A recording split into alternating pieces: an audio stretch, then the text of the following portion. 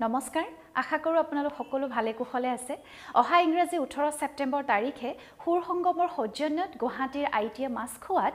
দেৱী শীৰ্ষক এটি dance belt মঞ্চস্থ হ'ব এই ডান্স বেলেটৰ বিশেষত্ব হৈছে ইয়াত কথক নৃত্যৰ লগত অসমীয়া লোক সংস্কৃতি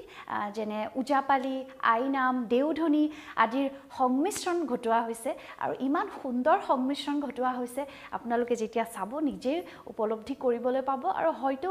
মোৰ বোধেৰে অসমত প্ৰথমবাৰৰ কাৰণে এনেকুৱা ধৰণৰ অনুষ্ঠান হ'বলৈ গৈ আছে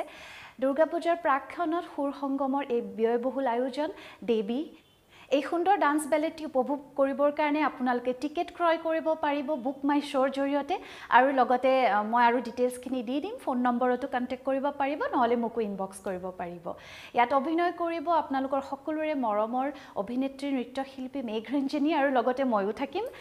ধুনীয়া নৃত্য অভিনয়ৰ সমাহাৰেৰে এটি সুন্দৰ প্ৰযোজনা দেৱী ডান্স বেলেটটিৰ কোৰিওগ্ৰাফাৰ ডাইৰেকশ্যন কৰিছে মোৰ গুৰু মৰমী মেধি মেমে আৰু লগতে স্ক্ৰিপ্ট আৰু মিউজিক কৰিছে ভাস্কৰ জ্যোতি উজা ডাঙৰীয়াই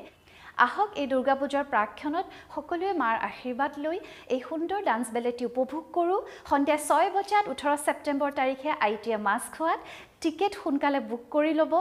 আশা কৰোঁ আপোনালোক সকলোকে লগ পাম ধন্যবাদ